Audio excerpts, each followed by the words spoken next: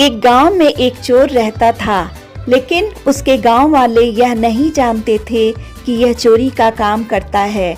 ज्यादातर लोग उस गांव के मेहनत मजदूरी या भीख मांगकर जीवन यापन करते थे।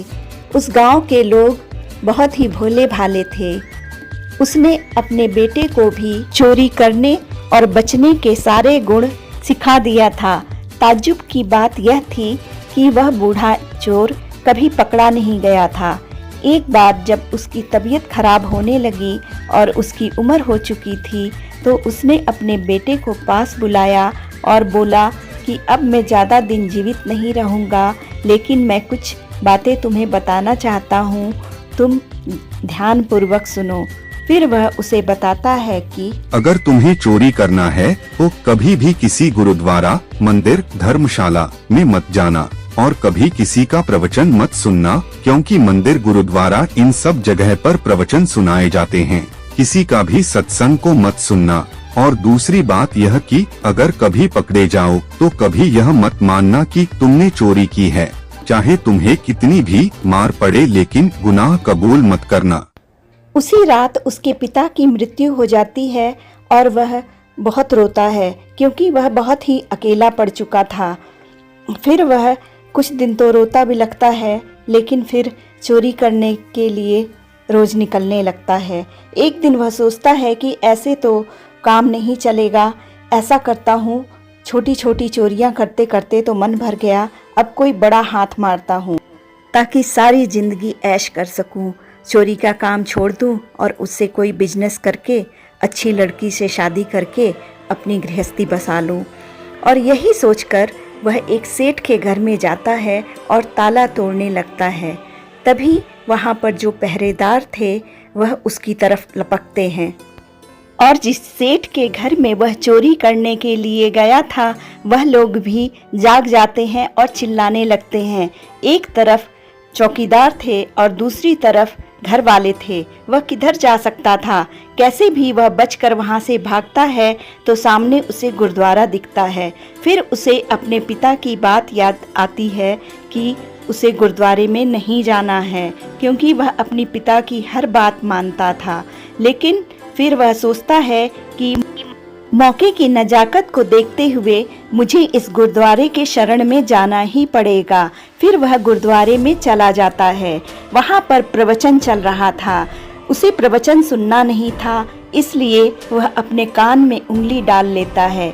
वह कितने भी जोर से उंगली डाल रहा था, लेकिन थोड़ी थोड़ी बातें उसके कानों में आ रही थी। वह सुनता है कि भगवान की परछाई नहीं होती है। फिर वह जल्दी से अपना कान और जोर से बंद कर लेता है। वह कहता है कि परछाई हो या ना हो, मुझे क्या, मुझे देवी देवताओं से क्या मतलब, चाहे उनकी परछाई हो या ना हो।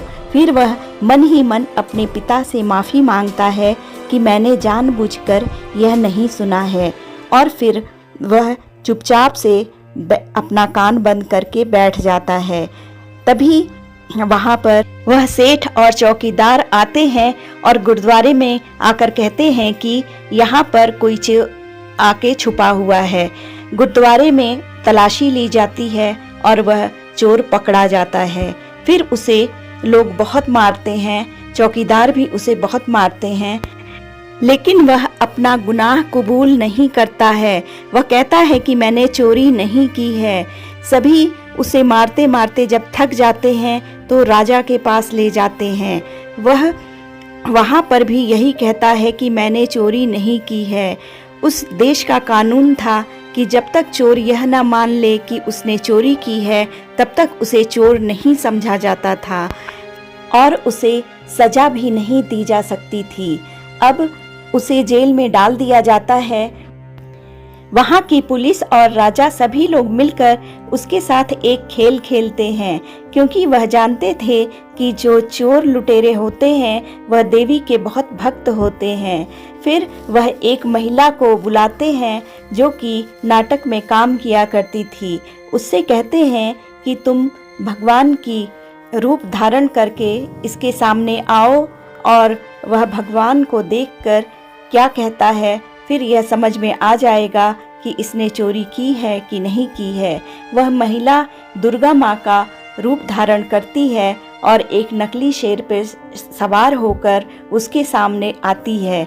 जब वह देवी को देखता है तो बहुत प्रसन्न होता है। वह सोचता है कि मैंने देवी को याद किया और यह प्रकट हो गई। चलो मैं अपने मन की बात इन्हें बताकर अपना कुछ मन हल्का करता हूँ। वह देवी के सामने अपना गुनाह कबूल करने जा रहा था, तभी उसे दिखाई देता है कि उस देवी की परछाई है। उसे समझ में आ जाता है कि सच उगलवाने के लिए उसके साथ यह सब कुछ स्वांग रचा जा रहा है। वह देवी के सामने सतर्क हो जाता है और कहता है कि हे देवी माँ, मैंने कोई चोरी नहीं की है, मैं चोर नहीं हूँ। देवी माँ उससे कहती हैं, क्या मुझसे तो सच बोल दो, क्योंकि मैं तो जानती हूँ कि तुम कैसे हो। तो वह कहता है कि हे देवी माँ, आप तो अंतर्यामी हैं, आप तो सब कुछ जानती हैं कि मैं चोर नहीं हूँ और मैंने चोरी नहीं की है। न जाने मुझे यहाँ पर क्यों पकड़कर ये सब ले आए हैं। मैं तो मेहनत मजदूरी करके अपना पेट पालता हूँ, मेरी रक्षा करे। इतना कहते कहते वह देवी माँ के चरणों में गिर जाता है। पुलिस और काफी लोग उसकी बातें सुन रहे थे। फिर वह कहते हैं कि हाँ, इसने चोरी नहीं की है, यह चोर नहीं है, और उसे जेल से छोड़ दिया जाता है। जेल से छूटने के बाद वह पूरा बदल जाता है। वह सोचता है कि मैंने सिर्फ थोड़ा सा ही सत्संग सुना था, जिसके कारण मुझे जेल से मुक्ति मिल गई। तो अगर मैं रोज ही सत्संग सुनूं तो मुझे कितना लाभ होगा और शायद मेरा जीवन ही बदल जाए। यह दुनिया इतनी बुरी नहीं है जितनी लोग कहते हैं। इसलिए वह सत्संग के मार्ग पे चल देता है। वह एक गुरु के पास जाता है और उनका शिष्य बन जाता है। वह उनकी बहुत सेवा करता है। गुरु भी उससे बहुत प्रसन्न होते हैं और उसे वह सब कुछ सिखाते हैं जो उन्हें आता था। धीरे धीरे कुछ सालों में वह भी धर्म के राह पे चलते चलते एक बहुत ही धर्मात्मा पुरुष बन जाता है और वह भी सत्संग करने लगता है। तभी उसकी मुलाकात एक बहुत ही सुंदर और सुघड़ महिला से होती है। वह विवाह करके गृहस्थ जीवन में प्रवेश करता है और धर्म के राह पर चलते हुए वह अपना जीवन व्यतीत करने लगता है। सभी उसकी बहुत इज्जत करते थे। वह एक अच्छे स्थान पर अपना आश्रम बनाता है और भूले भटके लोगों को सही रास्ता दिखाने लगता है। सभी उससे बहुत प्रसन्न होते हैं और उसकी पत्नी भी उससे बहुत प्रसन्न होती है और उसका जीवन सुखमय हो जाता है।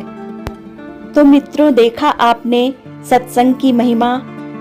इस कलयुगी युग में अगर हमें बहुत सारे बुरे चीज़ों से बचना है तो हमें भी सत्संग में बैठना चाहिए और सत्संग ही सुनना चाहिए। या देवी सर्वभूतेषु शक्तिरूपेण संस्थिता नमस्तस्यै नमस्तस्यै नमस्तस्यै नमो नमः।